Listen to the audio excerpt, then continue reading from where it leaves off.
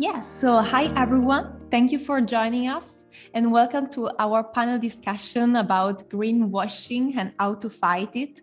I quote someone else saying that greenwashing is a beast, is huge, is pervasive, and everyone is in it. Doesn't mean that actually people are evil, actually not. It means that there is very low awareness on this topic. And this is the reason why we are all here today. And with us, we have Silvia Mazzanti, who is the Product and Sustainability Manager at S.p.a, Alice Siracusano, who's the CEO at Lutz Agency, and Veronica Muratori, who's the Associate at Withers Worldwide. So I am Martina. I shortly present myself, and then I leave the floor to our panelists and our speakers. I'm in charge of sustainability at the D Factory. We are a B Corp company, a fashion tech company that aims to make the fashion industry as traceable and transparent as possible. We are a traceability platform, empowering fashion brands to gain full control over their global operations and supply chains, from the raw material throughout production to the final product, thanks to the creation of a digital identity. But we are also aware that for empowering traceable and transparent supply chain at scale in fashion, we cannot do that alone. And that is the reason why we founded B Corp B Fashion. B Corp B Fashion is the biggest community in the fashion industry among B Corps, and is a place where fashion companies that are B Corps, pending B Corps, or companies and people that are interested in this topic and share the same vision for sustainability and regenerative business practice can share and engage on this topic. And so I leave the floor to our guests so they can present themselves better than I can. I start. I'm Silvia, and Martina introduced me as a product and sustainability manager. That was my former role, indeed. Since the engagement of the company is so tough about sustainability issues, I'm no longer working on product, and so I'm just in charge of sustainability projects in the company. S.p.a is an international but Italian-based fashion company. We mainly produce outerwear, and our first task is to be 100% animal cruelty free. But of course, our engagement during the years grow, and we are strongly focused now on our impacts and generally to spread the messages that we're working on and all the projects we are developing among our stakeholders, and we are trying to do this in the most transparent and direct way. Hi there, I'm Alice Siracusano. I'm the CEO of Lutz, a content marketing agency whose mission is to discover, protect, and share stories based on truth, importance, and quality. I'm also the author of Nati per Cambiare. That is a management book where I explore different ways to promote an inner desire for change among managers and employees. The decision to manage my own company came after experiences in high-tech environments such as Samsung and Google, where I experienced firsthand both the opportunities and threats of technology. Leveraging these insights, me and my partner Roberto Minetto and all Lutz employees decided to leverage our power as a communication agency in order to pursue our personal mission, that is to fight the filter bubbles that technology tends to create by creating content that make people reflect on new perspectives instead of strengthening their existing prejudices. Thanks, Alice. Hello everyone. I would like first to thank Martina and the ID Factory and the organizer of this panel for inviting me here today. I'm Veronica Muratori, and as you might guess from my strong Italian accent, I'm Italian, and I fear I'm also the boring part of the panel. In fact, I'm the lawyer here.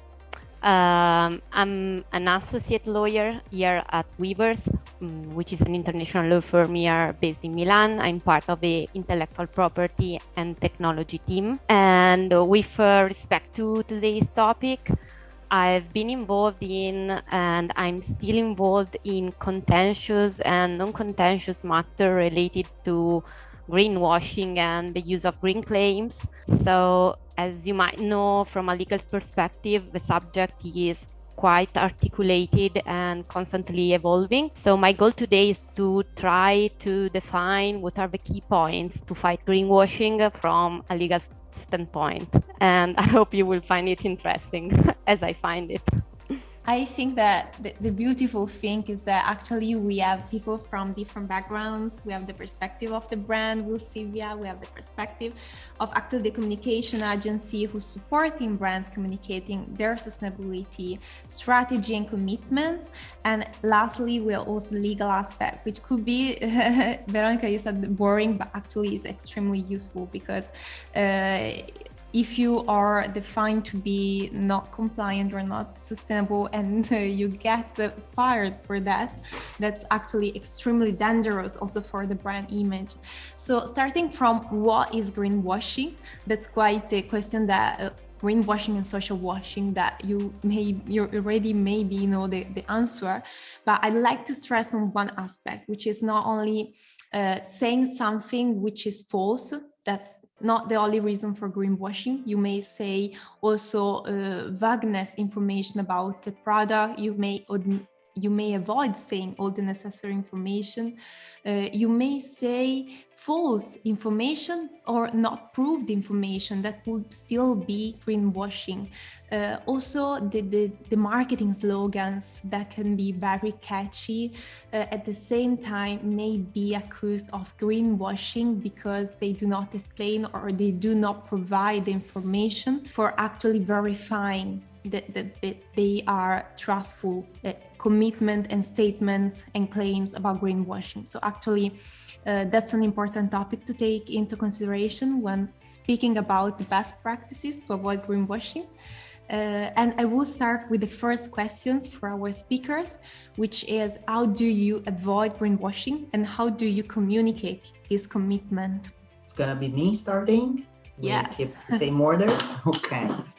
Well, talking about being boring, I am considered the boring one in my office because I'm always telling that it is something that is not going on in the right way about campaigns and ideas that creatives are proposing, or the style office when they propose ideas and fabrics and innovative mix of materials. I'm always the one who's saying, no, but it's not just because we don't want to be innovative. Of course, I'm not doing that for that reason, but because by not considering the eco-design principles, very often you are obliged to avoid or hide information to stakeholders. So everything is linked together. It starts from the beginning, from the study and development of a project, of a garment specifically, and it has to be fulfilled for the whole value chain. This means that also the communication campaigns have to be consistent with what has been done in upstream phases. And well, usually what we do is collecting a lot of data because we are social benefit and B Corp. We have to report. We are engaged also with the UN Global Compact. We have to report about our inputs. And that means that everything that is inside the report has to be proven and has to be solid. This is not very easy. And if we do a hard job on that side, and on the other side, the creative from the marketing department have bizarre ideas, they are not matching with what it's our task and goal. Well, usually I'm the one who's opposing. And it happened already that we had to stop campaigns because there were some critical topics.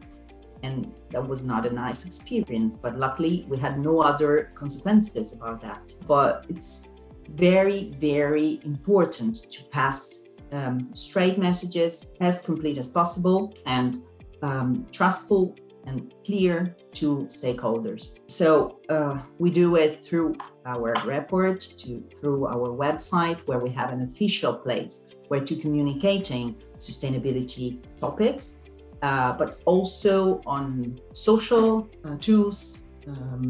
We have dedicated campaigns, and that has to be meshed together with the fashion ones that it's not very easy sometimes. I don't know if I'm in the right time, and pass mouse to a colleague. I go on. Actually, I'm the guy who help the corporations, such as Silvia's one, to figure out if the message that they are going to convey is, let's say, verifiable. So it is based on green marketing, indeed. So our suggestion is to rely on facts instead of on claims. That is particular from an advertising agency to listening to this kind of message, but we do believe in it, because as a big core content marketing agency, we value integrity. So we work only for companies that want to convey sustainable messages backed with concrete evidence. And a good proxy of a client's level of sustainable conduct is the reaction toward our initial conversations. Because before starting a partnership, we share our ethical code, and we also specify the depth of the relationship that we would like to create with our clients. Before starting a partnership, we start with the internal interviews to the top management and to the employees in order to understand how much the practices that they want to communicate are actually in place and working. So you may understand that their reaction reveals how much they are concretely involved in sustainable practices. And then I don't want to anticipate an aspect that may be touched by Veronica, but it is also important from a legal point of view, because being an advertising agency, if the advertising product for a corporation based on green marketing is wrong or objectively unverifiable, the advertising agency may also be held liable. Is it true, Veronica? Yes, correct. And you should have strong agreement with your agency. That's my suggestion. And if you are, the brand. But coming to the question, Martina question, about how do you avoid greenwashing? From a legal perspective, first thing first, to me, is to avoid greenwashing is to know what greenwashing is. So from a legal standpoint, again, greenwashing refers to green claims, environmental claims that are not true or cannot be verified. And such claims usually create the impression that a product or a service has a positive impact on the environment or has no impact at all, or is less damaging to the environment than, for example, a previous version of the same goods or services, or comparing to a competing goods or services. And the thing is that all aspects of a claim might be relevant in terms of greenwashing. So you should keep in mind that when you are choosing the meaning, the specific terms, the meaning of such terms is relevant, or the evidence you have for confirming such claims are very important. Even the colors, the pictures, logos, whatever you are using, and also you should consider the overall presentation of the claim, because the law refers to the idea again of that the claim can be implicit or explicit. So all those aspects are very important when you are talking about the specific claim and deciding what claim you want to create and use in the future. So again, it's very important, and I'm talking not only to Alice and Silvia, but to everyone, that the overall product presentation is crucial in terms of green claims from a legal standpoint. And the law requires that green claims shall be truthful, not contain false information, shall be presented in a clear, specific, accurate, and unambiguous manner. And the final goal is not to mislead the consumers, not to mislead the public.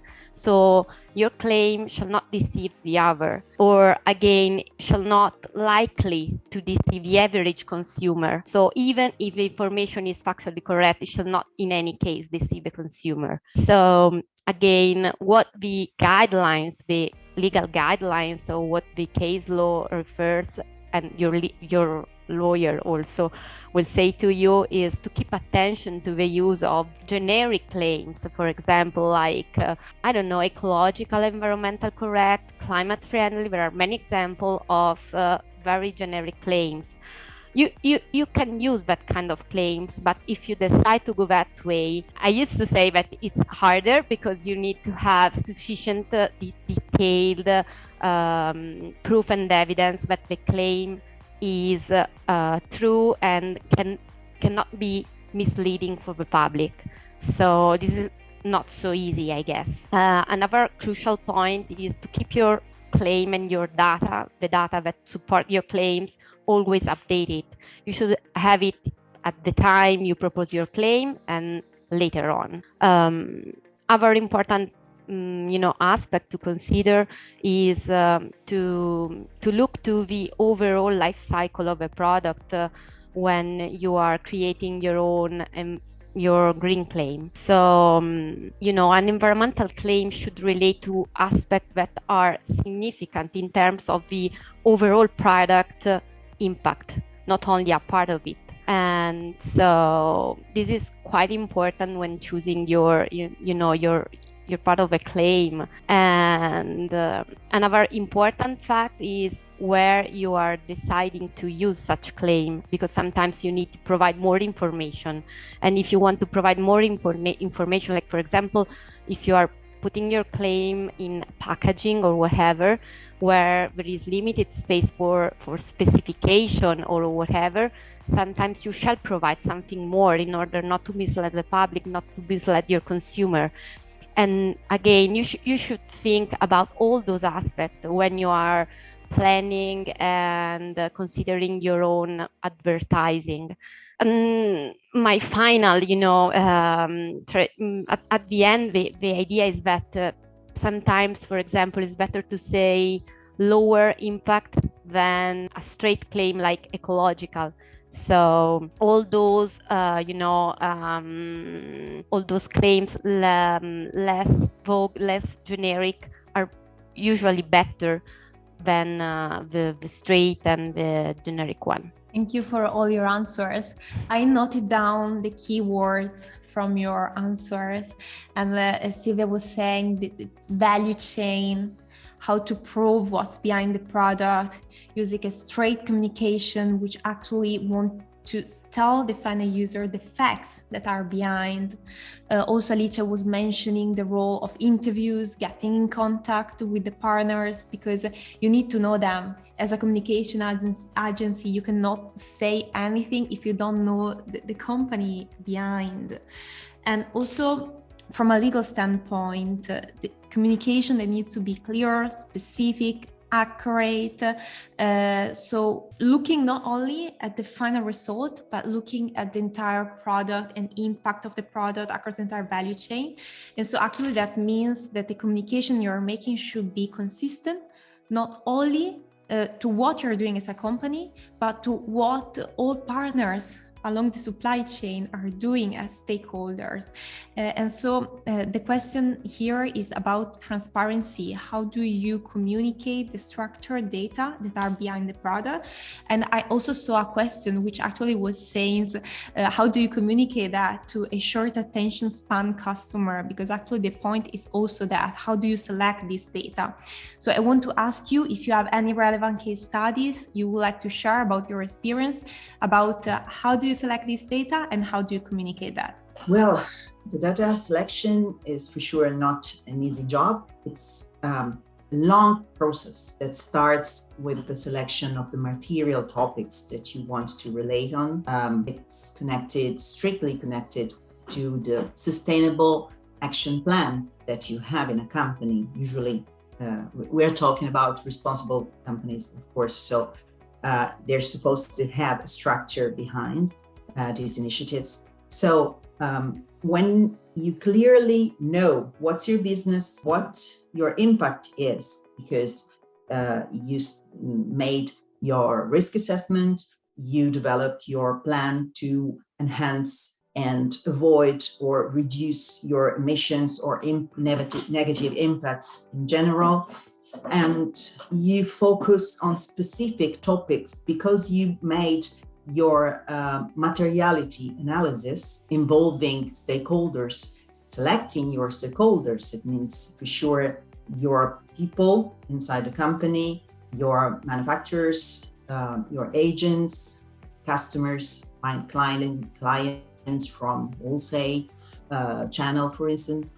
So once a survey, let's make it simple, has been finished, and you know where you have to focus your attention, then you can start collecting your data, involving all the inside departments to collect this data and to spread these requests around to all suppliers. This means for sure the direct suppliers for the core business that, for instance, we have is to produce jackets and garments generally, but also to other stakeholders around us, our partners that can be, for instance, the forwarders or the warehouse or the landlord of our building, the headquarters, the shops. It's a very wide net that we are moving, and also the incoming data are very, very various and difficult to handle. So it's very important to have kind of boxes to organize everything. The ID Factory created an excellent tool in this sense. We are focusing at the moment, because we are SMEs, more medium than small now. We're moving to the next level. We're focusing on collecting data, even though we don't have yet a system to organize all this data. And it's getting very, very complicated now. So in the next future, I'm sure that we already talked about that with Martina, we're going to look for a tool that can help us. Because when you have your data, you have to organize them, and they always have to be available. This is something that final customers and B2B customers are asking a lot to us. Every season, big players like Zalando or other international ones are sending to us specific requests where they want to assess the level of certificates and proofs that we have, and they want to receive the real documents. So it's a serious way of approaching the topic, and it's reaching the final user now, that it's directly dealing to us when they want to have a specific answer, but they also trust wholesalers. So even wholesalers, they have to be ready, they have to handle this information. So we have to get well-organized data available for any request from the market. That's too limiting. Thank you, Silvia. I was writing in the chat in the meantime, answering a question. I would add a new type of stakeholder above all, that are clients, that are people connected to this panel, because as an advertising agency, I would always suggest to try to connect with the audience, with the final audience. So maybe a point that Veronica is going to mention is that actually there's a lack of specific requirements in order to of specific data to be provided in order to prove the positive impact that a company have. This is a problem because the consumers, the public, cannot understand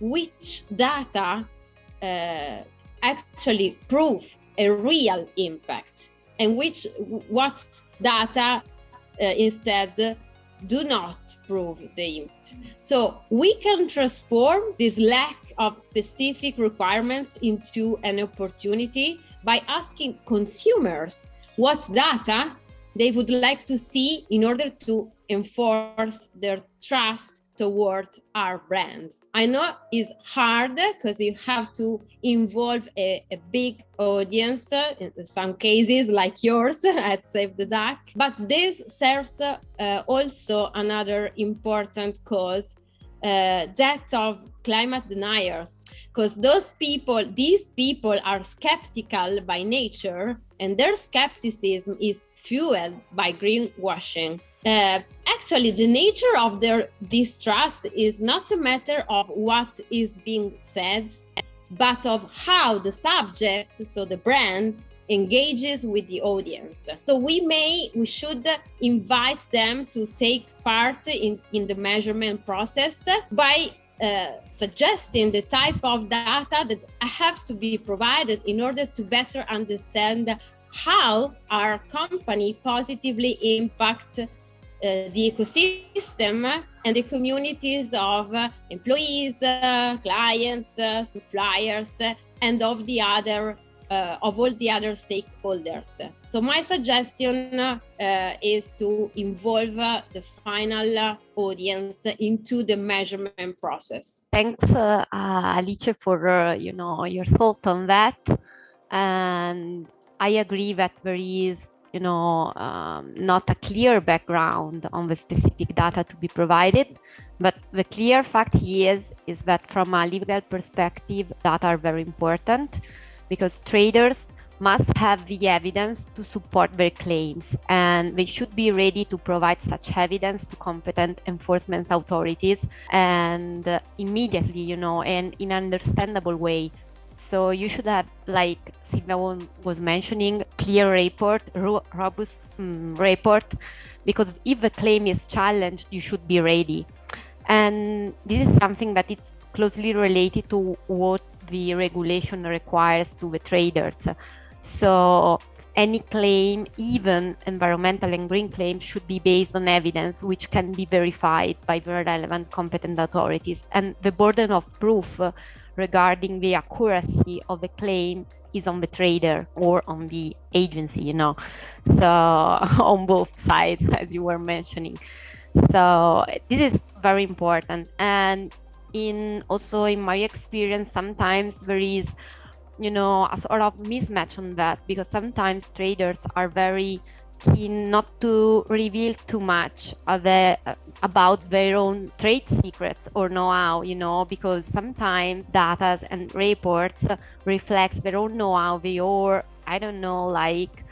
process, because I think that Silvia can understand that sometimes there is something there is a lot of research and development beyond the final results. So also our part is not so easy, because we you need to balance on one side what is the requirement and on the legal requirement, and on the other side what the companies usually prefer, and to keep the secret that's at the end. But I think that report and data and documentation are very, very important. And I think that there is a a very recent case on that is not based in Italy, is a case about Allbirds, you know, the brand closely related to the green and sustainable practices. And last week, the US District of New York dismissed a lawsuit against Allbirds on greenwashing because the certain claims of the companies have been challenged, in particular related to sustainable practices, low carbon footprint, and other, you know, initiative of the brand that have been, you know, at first challenged as false or misleading. It's a huge case, but what I want to mention here is the fact that the company has carried out a specific life cycle assessment. So they had data to prove their own green claims. They have measured the environmental impact of materials and whatever. And you know, they've been challenged because the Consumer Association thought that such claims were not considering, you know, all the possible aspects, all the possible methodology, all, you know, all those things. And I think that this is related to what Alicia was mentioning also, you know, because you choose a tool, you choose a method. If there is no only one specific way, or there is no, you know, from my point of view, one law that goes straight to the point and you have to comply with, is not so easy. But at the end, Allbirds was, you know, choose one method, has conducted his own life cycle assessment, provided to consumer the data based on such life cycle assessment that was based on our, you know, technical regulation with scientific approach and blah, blah, blah. But at the end, the result is that the claim were not misleading because everything was clear, everything was with a scientific proof. So even if there are a lot of gray areas when it comes to green claims, this decision suggests that companies have some flexibility in how to measure the environmental impact of the product. This flexibility has the limits, you know, about what kind of methods you are choosing. You know, it should be robust and clear and strong. But at the end, if you know, choose one way and then go straight to that way, this case, you know, say to us that it's okay, you are right. So I think that this is something very important for all of us. I totally agree, Veronica, and I would like to add something on that. Because, for instance, there is a new European law, the due diligence law, which will require companies to trace their supply chain and to give evidence about the social and environmental compliance of the suppliers. And what they actually say is that you should prove that you took adequate steps in order to guarantee this compliance. So actually, the question is, if there is no one single way you can follow, at least you should prove that you made all the necessary, you ask the suppliers, you made assessments, you perform audits, you ask for this information, you are monitoring this information. So it's also about keeping track of how the relationship with your suppliers and partners is evolving. And that's all about the concept that you were also highlighting, both Silvia and Alice, that is a process that is ongoing, that you should continue keeping monitoring the data. You should have all the official documents, actually, because you could be also sanctioned for something that happened a lot of years ago. And if you don't have the information to prove that, that's actually a problem. And on the other hand, you should not do that only with your suppliers for the production, but you should also educate the final user, the customers, about how to read this information. And there's also a question on that, asking what are the data customers have to look at to make sure a company is acting sustainably. So about this fact, it is quite difficult to answer, and I want also to pass the floor to you. But from my standpoint, I think that it's important that you not only look at the product, but you look at what the company is communicating at 360 degrees, and if there is, for instance, a certification behind which proves that B Corp, being a B Corp company, is a kind of certification, and also the fact that it is consistent. So this information, this is a strategy that is keeping going, and it's not only one product which is said to be sustainable. Would you like to add something on that? Well, first of all, I completely agree. It's a matter of processes. I'm sorry for the light, but here the sun is going down. At least there's the sun. I have a bizarre light on my face. It's a very complicated process, as I was saying, and you have to be reliable. And how can you just choose one way? There's no unique law that guides us. We just have to find what fits the most to our company and to follow what we have decided to choose. In our case, we decided, for instance, to follow the GRI to report, because we thought they were the most effective ones to be followed. And we decided to become B Corp. There is always people complaining.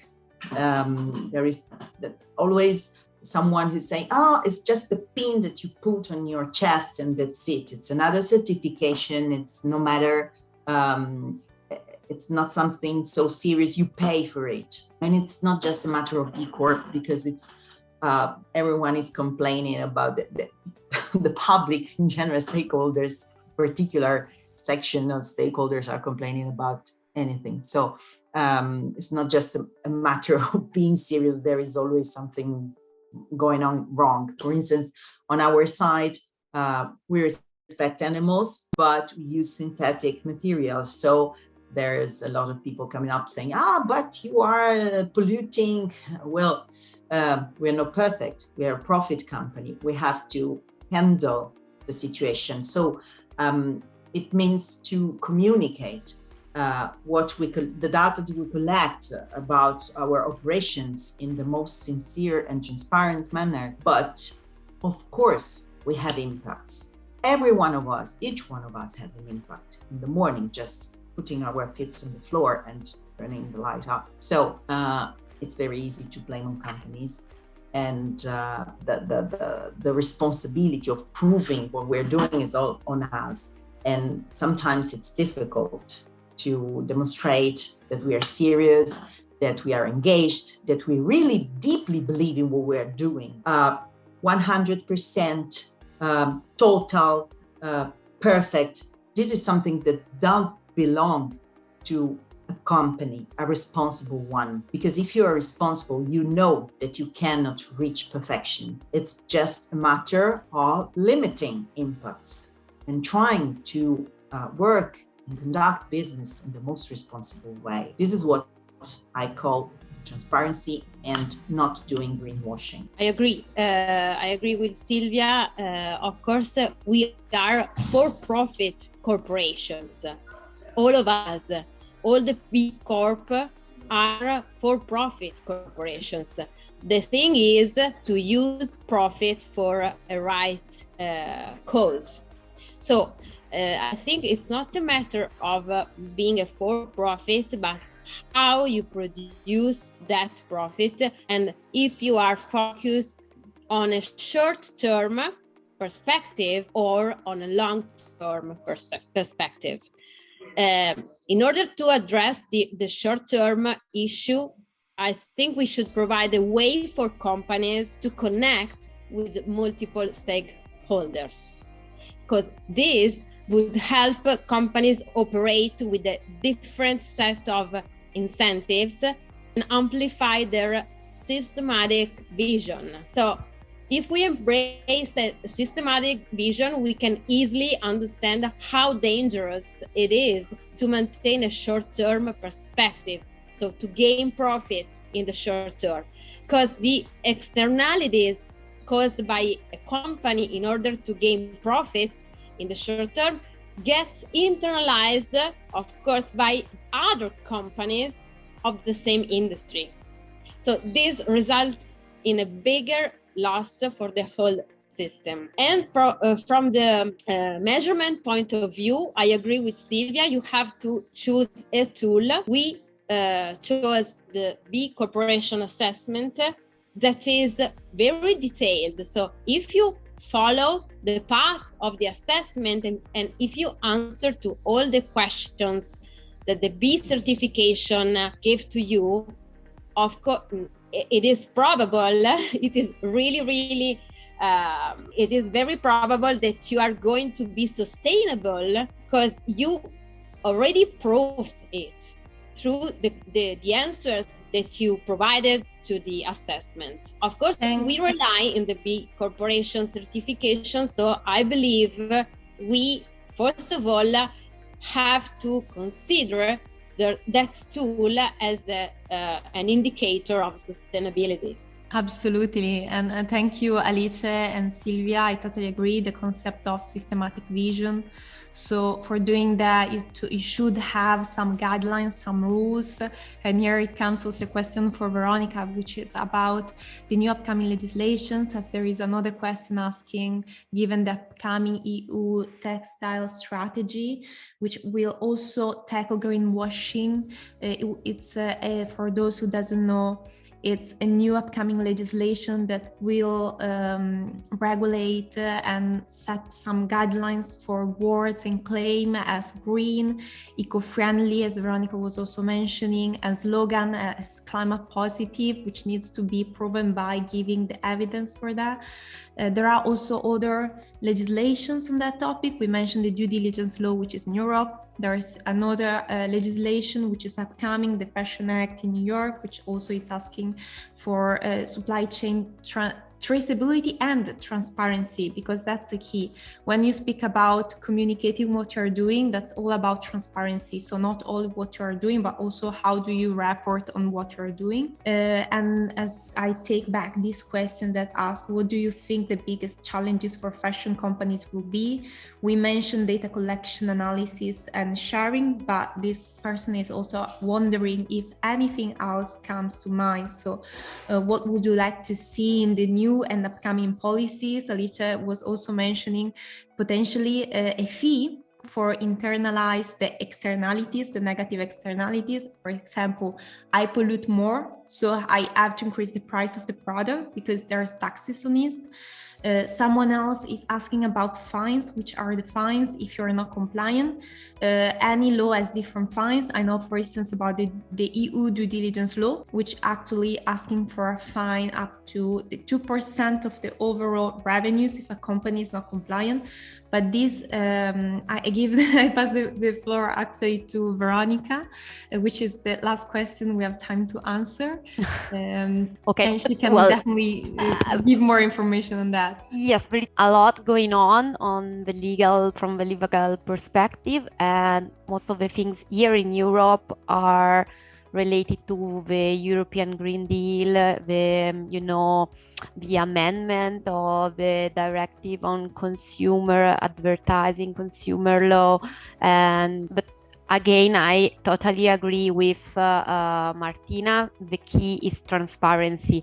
So coming to law, it really depends on the first thing to assess, because I think that any company should first make a sort of assessment about their own business before choosing any kind of claims or strategy, because there are so many laws.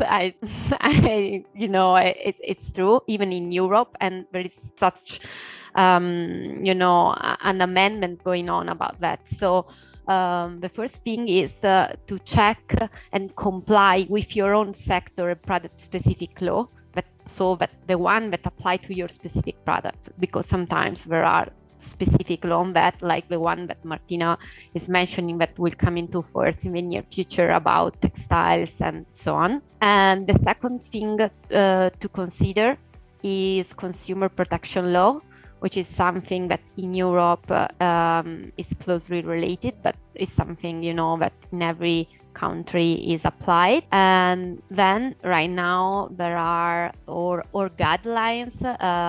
I put in the chat the UK guidelines, but I will write all the other guidelines that have been already published by watchdog authorities in each country. There are watchdogs that are active in this sector, and they provide useful tools or, sometimes even example about how to use and to create your claims in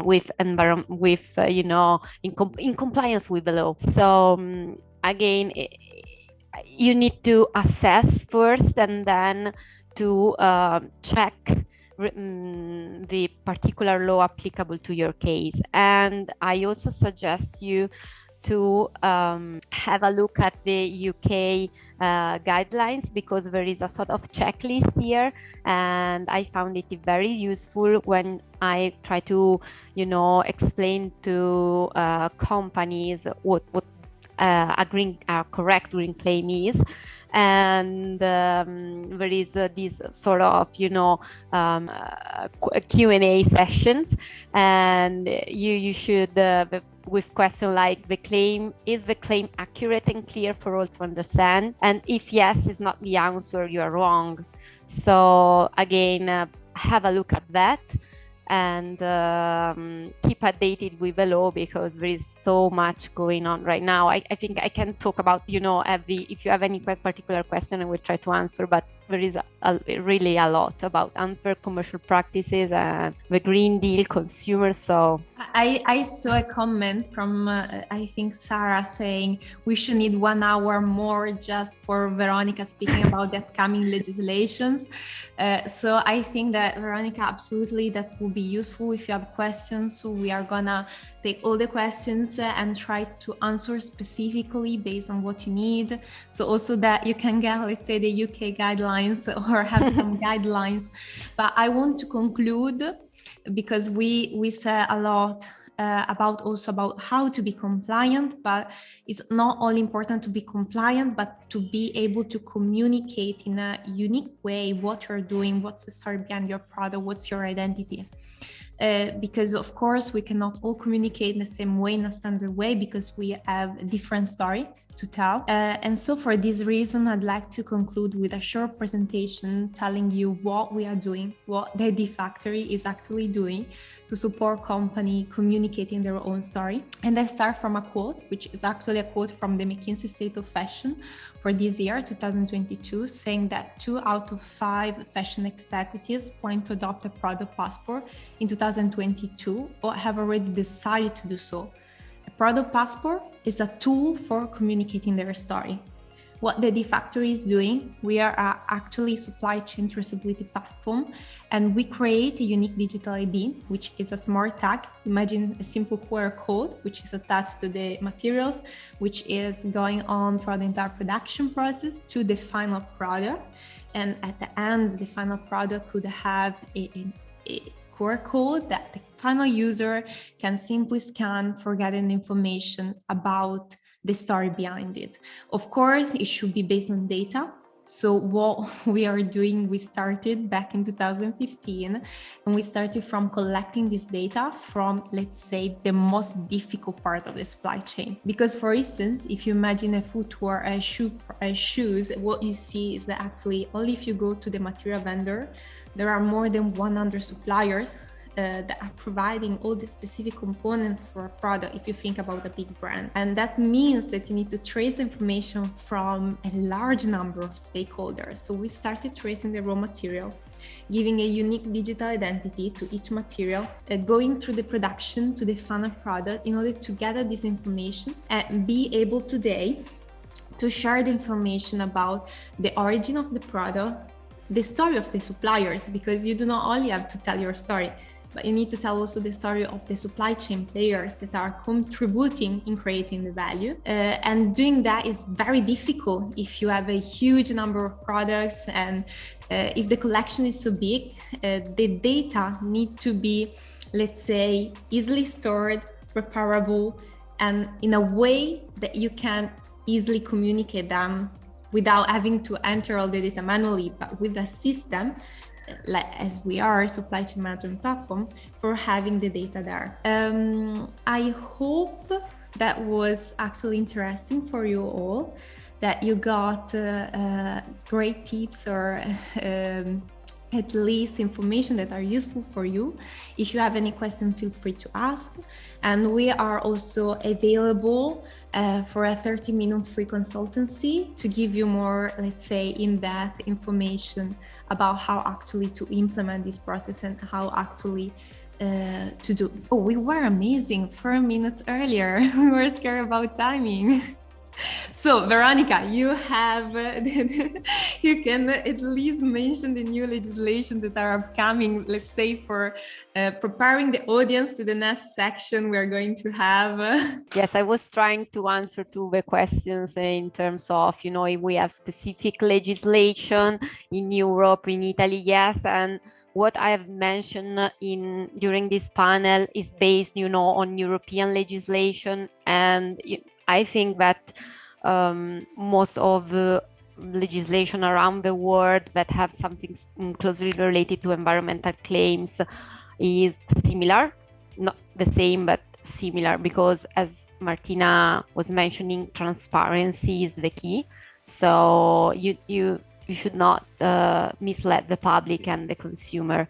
And about transparency, one thing is extremely important: Fashion Revolution, the activist movement, and we are also part of the Fashion Revolution Week. This event has been published also on the Fashion Revolution Week, is actually stating that there's only 11% of the big brands that are publishing information, some information about the raw material producers.